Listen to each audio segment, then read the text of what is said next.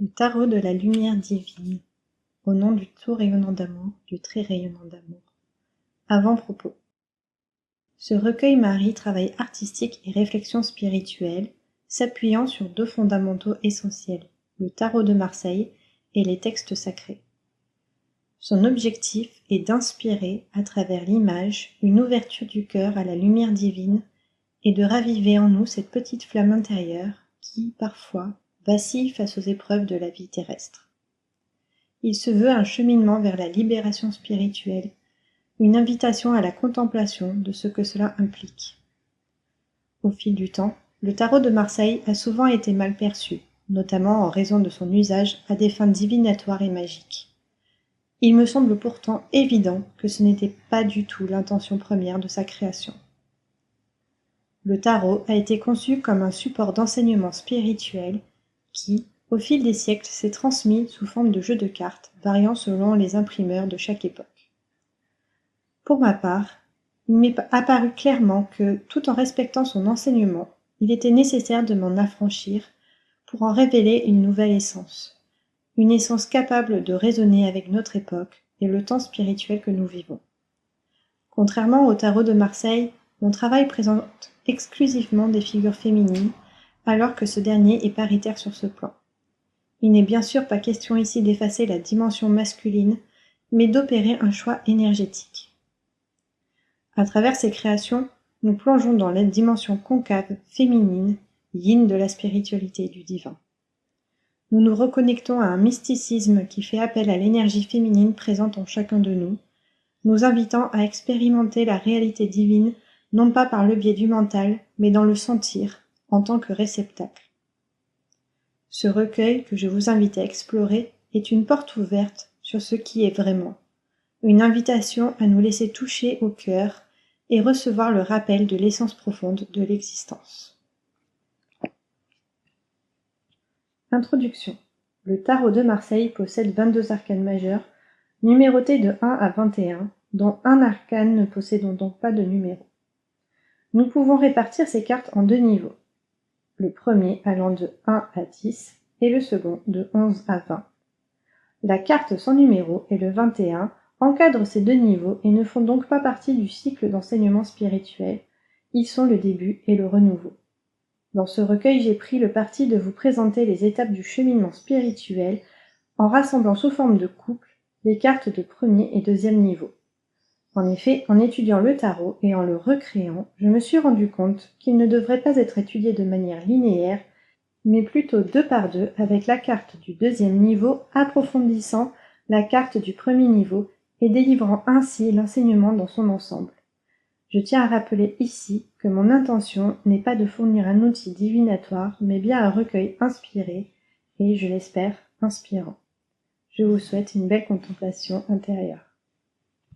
L'étincelle. Du jaillissement de l'amour divin naquit toute la création. Dans cette création divine, un creuset d'âmes vouées à prendre corps sur terre louèrent à l'unisson leur enseigneur. Puis, chacune, telle une étincelle de lumière incandescente, s'installa dans une forme d'argile. Cette forme d'argile, si lourde par rapport à leur nature lumineuse, les ancra à la terre et leur fit oublier leur origine. Telle est la mission de l'étincelle de lumière, cheminer vers le rappel pour incarner la volonté divine sur terre.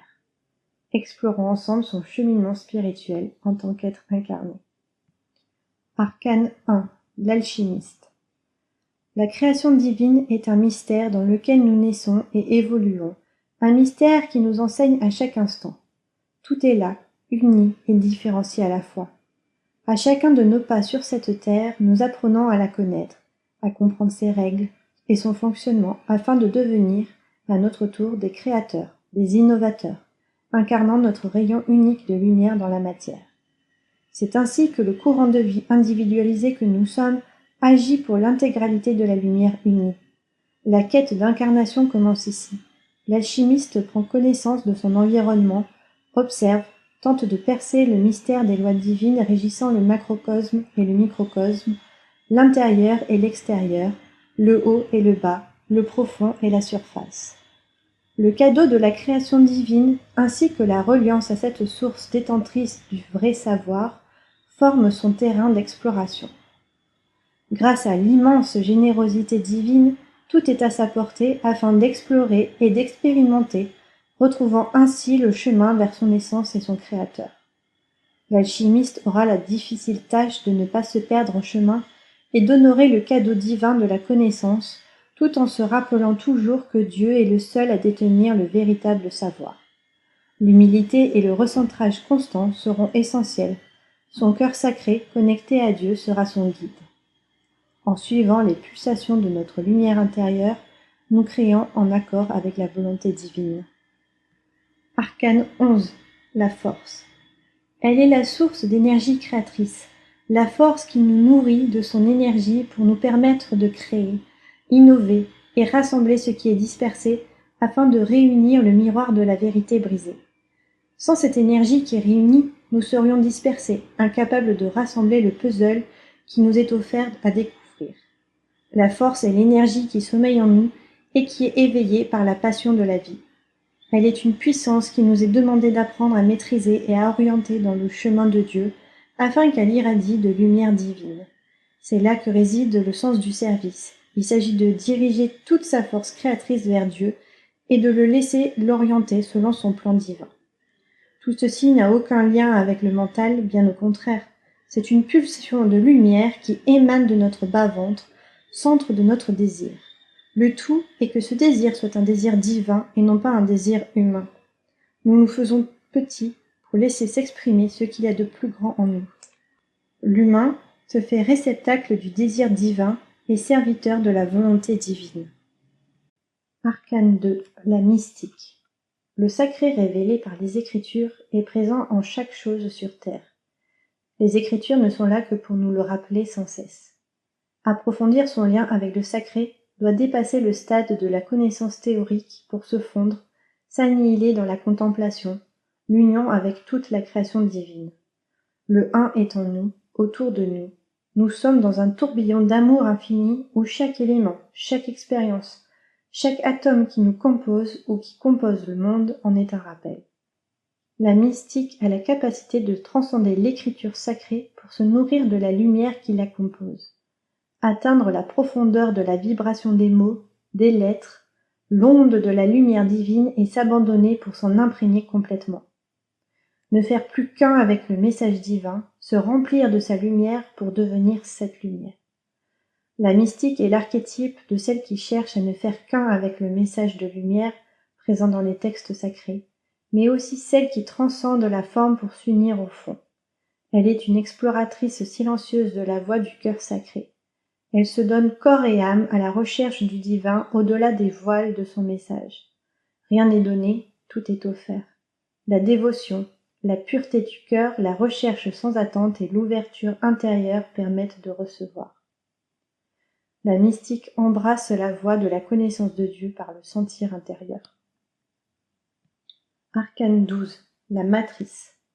La matrice est ce moment hors du temps où nous prenons le temps de mûrir dans la matrice de tout ce qui est.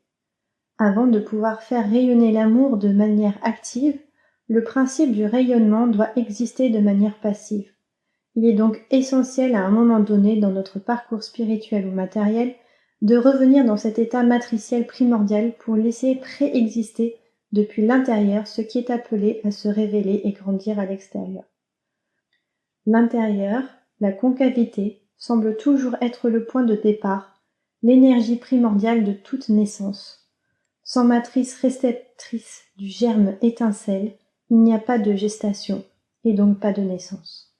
Cette réflexion sur la gestation met également en lumière l'importance du temps, de la patience, du lâcher-prise. Que ce qui doit prendre du temps prenne le temps qu'il faut, afin que ce qui sortira de la matrice soit complet et viable naturellement. Nous appelons notre dimension 3D la matrice, car nous sommes en état de construction, de formation, de gestation avant de pouvoir naître dans le nouveau monde, une nouvelle dimension. Mais n'oublions pas que nous sommes aussi et surtout dans la matrice de Dieu, et que ce mot, cette dénomination, est purement divine. La matrice liée à la mystique nous montre que la reliance à cette énergie matriciante et matricielle, à la pure unité divine, est une étape essentielle pour aller au-delà des projections de ce monde et ainsi voir recevoir le pur message de lumière que Dieu nous a transmis dans chaque parole, chaque message, chaque mot et chaque lettre qui nous sont parvenus. Nous sommes un germe d'étincelle maturant dans la matrice divine. Arcane 3. L'enchanteresse. L'enchanteresse a tout en elle. Fécondée par l'inspiration divine, son énergie créatrice circule avec fluidité, lui permettant d'exprimer et de rendre hommage au don divin de l'inspiration qui lui a été offert. Ce don divin dépôt confié par Dieu qu'elle porte en son sein, elle se doit de le mettre en œuvre au cours de son existence. Elle offre alors au monde tout ce qu'il y a de plus beau et d'harmonieux en elle, car cela vient directement de Dieu. Elle est la voix, l'expression sans limite de ce qu'elle a reçu dans le plus profond de son être. Alignée à son cœur, son chakra de la gorge et son chakra sacré, activé, crée l'émulsion parfaite pour sa pleine expression, floraison et épanouissement. Voyageuse de son intériorité, l'enchanteresse fait remonter et circuler en elle l'énergie créatrice, lui permettant d'exprimer, de concevoir et de créer dans la matière tout ce qui lui a été inspiré, soufflé par l'inspiration divine présente en elle. L'enchanteresse doit apprendre à contacter l'inspiration divine et à créer dans la matière depuis un espace de vide intérieur, détaché de l'ego et de la recherche de la réussite et du succès personnel. Elle ne doit rien chercher, seulement obéir à l'information déposée au plus profond, au plus pur endroit de son être et l'offrir tout simplement au monde pour faire rayonner la gloire et l'amour rayonnant de Dieu. La création est le résultat de l'amour de Dieu qui nous traverse. Arcane 13, sans nom. À cette étape de notre cheminement, nous sommes invités à mourir symboliquement en nous détachant de tout ce à quoi nous nous identifions. Nous nous vidons de tout pour devenir le vaisseau de la lumière divine. Le chemin de croix est un processus spirituel intérieur qui permet à l'humain de mourir à son personnage terrestre afin d'en extraire l'être de lumière éternelle qu'il est réellement. C'est un processus alchimique intense qui nous permet, à un moment donné, de recevoir l'onction divine, c'est-à-dire la lumière de Dieu qui vient nous purifier et nous remplir. De coquilles vides, nous devenons un réceptacle d'argile porteur de l'onction divine, le Graal de lumière. Notre personnage devient transparent et laisse rayonner la lumière divine à travers nous. Nous n'avons alors rien à faire, rien à accomplir, ni à chercher à accomplir. Nous avons simplement à ne pas être pour être. Incarner et diffuser le dépôt divin depuis la lumière divine en action en nous. C'est lorsque nous ne savons plus qui nous sommes que l'espace est disponible pour qui nous sommes réellement. Arcane 4, la reine. La reine a construit une certaine prospérité qui lui permet ensuite de redistribuer autour d'elle ce qu'elle possède, faisant ainsi circuler et multipliant la bénédiction divine. Elle incarne l'archétype d'un cheminement sain dans la matière, ayant compris qu'elle doit agir dans le monde matériel en s'en remettant à Dieu pour subvenir à ses besoins. Elle sait que tout ce que Dieu lui offre ne lui appartient pas, et elle déploie ses biens avec justesse et fluidité. Elle investit le don de Dieu selon les indications de son cœur pur, porte de la volonté divine. Elle ne cherche pas la richesse. Ce qui lui est destiné lui vient naturellement lorsqu'elle s'en remet à Dieu et agit en conséquence. Elle sait combien chaque don venant de Dieu est une responsabilité, un test, un apprentissage. Comment va-t-elle dépenser, investir, redistribuer ce qui lui a été attribué?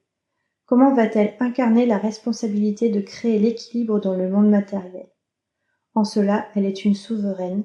Être souveraine n'est pas un titre, un grade dans un jeu de la matière, mais un état intérieur où l'on prend conscience que pour chaque chose que nous possédons, biens matériels, sagesse, talent, etc., nous avons une grande responsabilité quant à la manière dont nous allons les utiliser, les dépenser et les faire fructifier pour le bien de tous et pour l'harmonie et l'équilibre général. La ressemblance de ceux qui mettent en circulation leurs biens dans le chemin de Dieu est comme celle d'un grain qui a produit 7 épis, chaque épi contenant 100 grains. Coran, sourate 2, verset 261. Arcane 14. La tempérance. La tempérance est la libre circulation du souffle spirituel de vie en nous, un flux vital qui doit toujours être en mouvement et fluide telle une rivière, libre de toute entrave. Cet état permet à notre corps et à notre esprit de fonctionner comme il est destiné à l'origine, c'est-à-dire dans l'harmonie et l'équilibre, permettant ainsi à l'être d'être et d'incarner la volonté divine et de manifester l'humain originel. La tempérance nous enseigne que tout est libre circulation infinie, rien ne se crée, rien ne se perd, tout se transforme, tout circule. Nous apprenons à dépenser avec harmonie et fluidité ce qui nous est offert par Dieu, tout ce qui est en nous, comme le souffle spirituel de vie, notre énergie, nos talents, ainsi que nos biens matériels. Nous ne devons rien retenir, tout en évitant de dépenser de manière excessive. C'est une question d'harmonie intérieure qui permet que tout se fluidifie et s'harmonise autour de nous. La tempérance nous montre que tout ce que nous dépensons dans le chemin de Dieu, pour Dieu, avec une pureté d'intention, créera un cycle infini. Ce qui est dépensé reviendra toujours, et peut-être même sous une forme plus abondante. L'important est d'agir sans attendre, de recevoir, ni de calculer ce que l'on recevra en retour. Laissons Dieu être ce qu'il est, le grand régisseur, celui qui connaît le plan. Notre rôle est de nous en remettre à lui et d'agir avec un cœur pur pour le bien de tous. Le souffle spirituel de vie est une source infinie en nous. Arcane 5, la prophétesse. La prophétesse est une rapprochée de Dieu. Elle reçoit la guidance de l'Éternel et de ses anges. Elle nous montre la voie de l'abandon et de la soumission totale à Dieu et à sa guidance. Elle ne doute pas, ne se pose pas de questions sur la manière de vivre cette guidance, même lorsque celle-ci semble impossible. Elle nous rappelle que rien n'est impossible pour Dieu et que notre seule responsabilité est d'agir selon le commandement divin. Ce qui fait partie du décret divin adviendra, pour peu que nous nous abandonnions en toute confiance.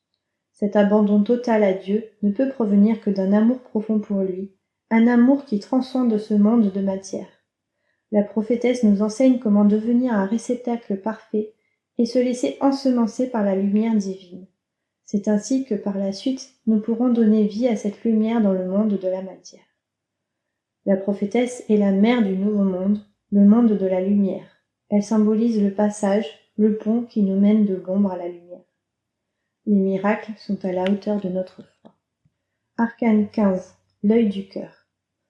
Dans les profondeurs de notre être se trouve notre polarité intrinsèquement féminine. Elle représente notre dimension réceptive, parfois inconsciente, jusqu'à ce que nous allions à sa rencontre. Elle devient alors la messagère du divin en nous, la porteuse et la gardienne de l'œil du cœur, ce portail de connexion avec Dieu. Au plus profond, au plus proche de nous-mêmes, dans les couches les plus authentiques de notre être, nous pouvons expérimenter et faire remonter à notre conscience que nous sommes avec et en Dieu à chaque instant. Cette prise de conscience nous permet de vivre dans un paradigme où le voile de la séparation avec Dieu est levé. La vérité se révèle à nous et s'enracine en nous, purifiant notre cœur et faisant rayonner la lumière de Dieu dans sa pure vérité. Le cœur est la clé, mais seulement s'il est assez pur pour ne pas devenir un miroir déformant. Lorsque ce seuil de pureté est atteint, le cœur devient l'œil de Dieu en nous. L'œil du cœur est l'œil par lequel Dieu nous voit et nous guide. Arcane 6, le rayonnement d'amour. Le cœur est un portail vers la volonté de Dieu. Il est le centre qui, à l'instar d'une boussole, nous guide et nous montre le nord. De même qu'en orientation nous nous repérons toujours par rapport au nord, nous avançons dans la vie avec ce nord toujours présent en nous, dans notre cœur. Lorsque le rayonnement d'amour de Dieu se déverse dans notre cœur, une symbiose s'opère et le cœur vibre lorsque nous nous orientons sur la voie que Dieu nous propose de suivre. La voie qu'il a tracée pour nous est toujours celle qui nous comblera malgré les épreuves qu'elle recèle. La voie alignée au rayonnement d'amour de Dieu est la voie bénie.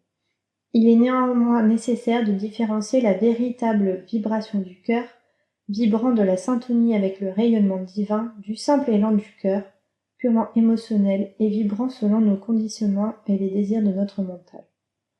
La vibration alignée au rayonnement d'amour est douce, simple, pure et évidente. Elle suit la voie du milieu. Prendre le temps de retrouver son centre et son alignement émotionnel avant de suivre son cœur est essentiel pour être sûr de l'origine de la vibration du cœur. Provient-elle du personnage que nous jouons ou de quelque chose au-delà? Le paradis nous attend dans la voie éclairée par le rayonnement de Dieu. Arcane 16, le temple intérieur. Le temple intérieur est le sanctuaire sacré niché au plus profond de nous, où notre âme demeure en présence perpétuelle avec Dieu. En cet espace divin, notre âme se trouve dans le paradis primordial éternel, au-delà de toute limitation et de l'aveuglement propre à notre dimension. Cet espace sacré nous permet de vivre ici sur terre la réalité du paradis. Le paradis n'est rien d'autre que la bénédiction d'être conscient de la présence de Dieu, de ressentir cette présence et de percevoir son amour rayonnant. Nous avons vécu la chute du paradis, une descente depuis les hautes dimensions vibratoires où nous vivions dans une conscience totale de la présence divine. Cette chute n'est pas une punition mais une leçon du un qui se divise en deux et dont la quête est de retrouver son équilibre pour redevenir un. Cette quête consiste à élever notre vibration et à retrouver la présence de Dieu. Le paradis primordial ne pourra redevenir notre réalité quotidienne qu'à partir du moment où nous aurons réalisé notre réconciliation intérieure et reformé le couple sacré que sont nos polarités. Cette union intérieure est la clé de notre éveil. Nous sommes des piliers de lumière. Ce pilier central, à l'image d'un arbre au tronc creux, s'élève à travers les dimensions et peut nous faire voyager entre elles. Ce chemin initiatique exige notre consentement et notre persévérance. Quelle est la voie pour y parvenir? Dieu seul le sait. C'est par le biais de notre cœur qu'il nous guide, car c'est là que réside la boussole divine. L'éveil intérieur est un retournement. Tout ce qui nous semblait à l'endroit nous apparaît alors à l'envers. Nous retrouvons le vrai sens. Arcane 7, le calice. Que ce que tu transmets au monde soit aussi pur que ce que tu reçois de la source divine. Le cœur est le centre d'où doivent jaillir chacun de tes actes, actions et paroles, car il est en reliance directe avec l'énergie divine. Ainsi, tout ce que tu accompliras sera béni et porteur de lumière. Prends soin de ton calice, purifie-le et polis-le chaque jour, car il est le réceptacle de la lumière divine. Sacré par essence, il doit recueillir la lumière sans la dénaturer. C'est là une de tes plus hautes responsabilités. Une fois rempli, il te faudra l'offrir au monde ce que tu as reçu afin de maintenir le flux d'énergie et de favoriser l'abondance sur terre. N'aspire pas à posséder, mais à être au service de Dieu. Ainsi, le flux infini de lumière et d'abondance circule sans entrave pour l'éternité.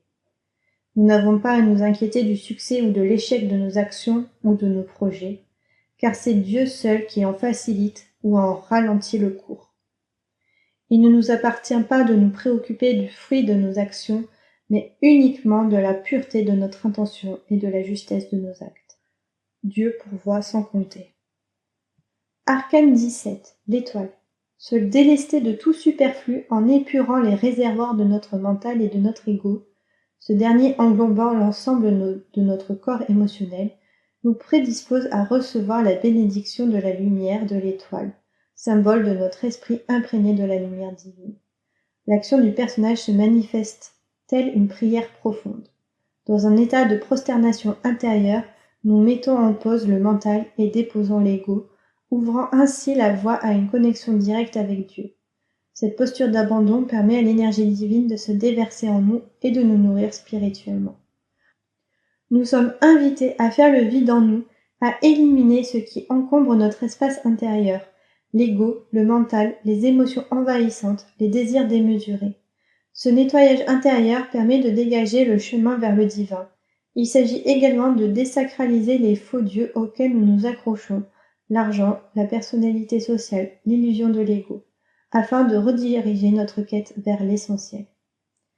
Nous n'avons besoin d'être remplis que de Dieu pour trouver la paix et agir dans le monde avec harmonie, justice et équilibre. Arcane 8, la justice. La justice est l'énergie de l'ordre, de l'application des lois divines sur tous les plans de la création. Vivre selon la volonté divine, selon les lois de Dieu, c'est faire le silence à l'intérieur de soi et se connecter à son intuition profonde, en lien avec la lune. Nous ne pouvons pas appliquer les lois divines par le seul biais du mental, car celui-ci ne saurait être à la hauteur. Comme le roi Salomon le fit en son temps, la sagesse de la justice acquiert par une profonde syntonie avec Dieu et par une observation humble de sa création. La justice est le stade où nous parvenons à trouver ce centre, cet espace de neutralité intérieure qui nous permet de voir la vérité, de percevoir les choses telles qu'elles sont et de prendre des décisions justes, sans être entravés ou influencés par nos émotions et notre mental. En tant que réceptacle du souffle spirituel de vie, nous pouvons laisser cette intelligence suprême agir et nous guider, agissant ainsi avec justesse parfaite. Laissons-nous être inspirés par les prophètes, exemples vivants de cette réalité. Le monde des humains n'est ni juste, ni harmonieux, ni équilibré. Les richesses et les dons sont répartis de manière inégale entre nous, car notre apprentissage divin nous pousse à trouver les ressources en nous-mêmes pour créer l'harmonie sur Terre. Nous sommes destinés à être les ambassadeurs de Dieu sur Terre, à incarner la beauté et la majesté de ses noms.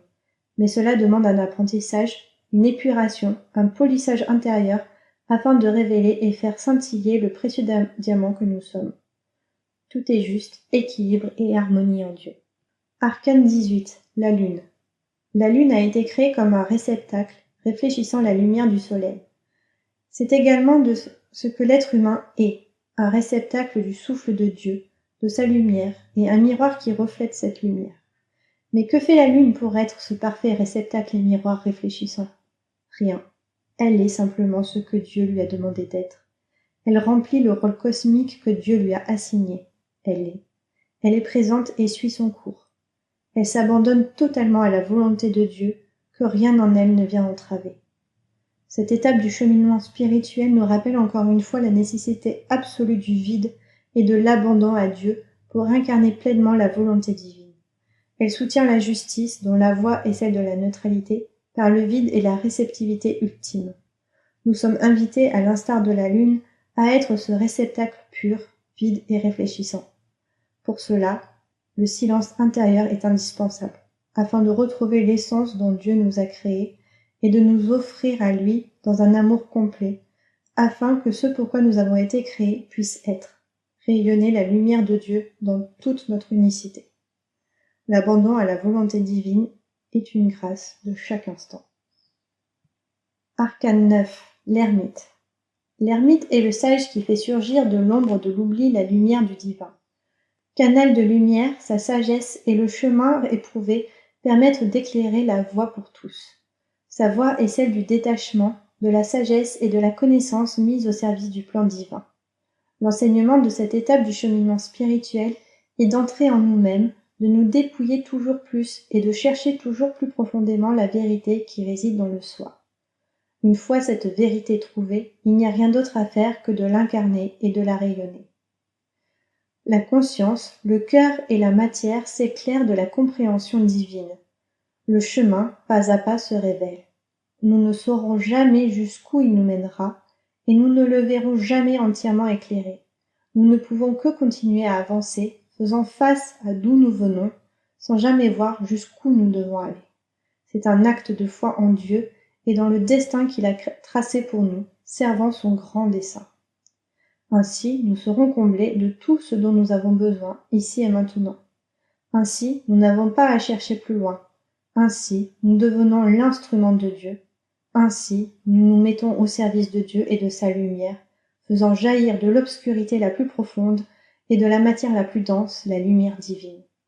Nous nous laissons traverser, nous nous laissons embraser, nous nous laissons éblouir et être éblouis par la lumière, amour infini de Dieu. Le chemin de la sagesse intérieure est périlleux, la lumière de Dieu est notre seul repère, notre seul guide. Arcane 19. Le soleil. Alors que la lune est la réceptrice de la lumière du soleil, ce dernier en est la source. Il est l'espace d'où jaillit la lumière. Le soleil nous rappelle notre lumière originelle, cette étincelle qui réside en nous depuis la nuit des temps, ce temps d'insouciance et de paix joyeuse où nous vivions dans la conscience de Dieu. Le soleil ravive cette étincelle primordiale en nous, et nous nous sentons alors comme des enfants émerveillés par tout ce qui est, toute la création divine bénissant notre cœur de lumière. Cette énergie solaire pure et essentielle à l'ermite, afin de ne pas sombrer dans la morosité ni dans le repli sur soi. Tous les sages possèdent une âme enfantine, une étincelle dans l'œil et surtout dans le cœur, qui illumine leur être et leur vision du monde. Cette énergie solaire est le carburant qui nous permet d'avancer jusqu'au bout de notre destinée avec passion, envie et légèreté. Arcane 10. Le centre. Le centre est le point central du cercle de la roue. Dans sa vie humaine, l'être humain doit faire l'expérience du cercle et du centre, de la surface et du point zéro. Lorsqu'il est absorbé par les préoccupations quotidiennes, ses pensées, émotions et pulsions, il navigue sur le cercle. Celui-ci peut alors onduler et fluctuer selon les vibrations imposées par le monde extérieur. Mais lorsque l'être humain parvient à se placer dans le centre du cercle, au niveau de ce point zéro, il devient évident que les fluctuations extérieures n'ont plus d'impact sur lui. Quoi qu'il arrive, il demeure dans un état constant de paix et de connexion à son esprit, et donc à Dieu. Le chemin le plus court vers Dieu est le rappel perpétuel de sa présence dans le cœur et l'esprit. Cette invocation constante nous rappelle que ce monde matériel et la personnalité que nous sommes, avec ses désirs, ne doivent jamais prendre la place de Dieu. Elle nous ramène au centre de nous-mêmes, où la seule réalité est Dieu, et où le seul pouvoir sur ce monde appartient à Dieu. C'est dans cet état de conscience que nous opérons un changement de paradigme, nous reconnectant au paradigme divin, au plan divin, dans une totale confiance et un abandon absolu. Le chemin vers le centre est donc celui qui nous conduit de la périphérie de la vie au centre même de toute existence, nous faisant passer sur le plan de la vraie vie et du réel. C'est dans ce centre que nous incarnons véritablement l'être spirituel que nous sommes, au-delà de l'attachement à toute forme et de l'ego. Nous retrouvons l'état humain primordial, celui du Christ intérieur, c'est-à-dire de l'humain oint, baigné par la lumière divine, avançant dans la lumière et pour la lumière. C'est cela, sortir de la roue infernale. Il n'y a qu'une porte de sortie, le centre. Arcane 20, la renaissance. Lorsque nous atteignons le centre, une porte s'ouvre et nous pouvons renaître au paradigme divin. Notre être retrouve son entièreté et redevient un avec ses aspects spirituels et créateurs. Il retrouve l'unité de son humanité et se révèle alors pleinement humain. Contrairement à ce que nous pensons, être humain ne signifie pas être une créature soumise à ses émotions, ses pensées et au système. Être pleinement humain, c'est incarner l'être spirituel et créateur que nous sommes, un être dévoué à Dieu. Seule une renaissance intérieure peut nous libérer de ce qui nous entravait, en rétablissant la véritable hiérarchie intérieure où l'Esprit Saint, au service de Dieu, est notre maître intérieur et nous guide pour accomplir la volonté divine. Il ne s'agit pas de supprimer ou de détester certaines parties de nous-mêmes, car tout a sa raison d'être. Il s'agit d'un retournement qui remet tout en ordre, faisant cesser l'illusion de la solitude et nous élève sur le plan vibratoire de l'harmonie en Dieu. Quelle que soit notre action sur terre, inconsciemment, nous sommes toujours poussés par une recherche de Dieu. Alors éveillons-nous et renaissons. Le nouveau monde est déjà en nous, le paradis est ici et maintenant, dans le centre nous menant à la renaissance intérieure. Arcane 21, la source. Notre éveil intérieur nous ramène à la source de tout, où le monde de la forme et des apparences s'effondre. Plus rien de ce qui appartenait à l'ancien monde n'a survécu. Seul ce qui est véritablement éternel demeure intact et peut alors s'expanser et rayonner pleinement. Les cœurs et les yeux ne sont plus aveuglés ni limités par le monde de la forme. La lumière devient alors omniprésente et nos cœurs sont en adoration perpétuelle devant Dieu, dont nous sentons enfin la présence au plus proche de nous-mêmes. C'est une libération où nous ne nageons plus à contre-courant, mais plutôt avec le courant spirituel de vie, qui nous porte avec un amour infini dans l'allégresse de l'amour rayonnant de Dieu. Bienvenue dans la beauté et la simplicité de ce qui est. Que la paix soit sur vous, que le rayonnement d'amour de Dieu vous enveloppe, vous guide chaque jour, à chaque instant.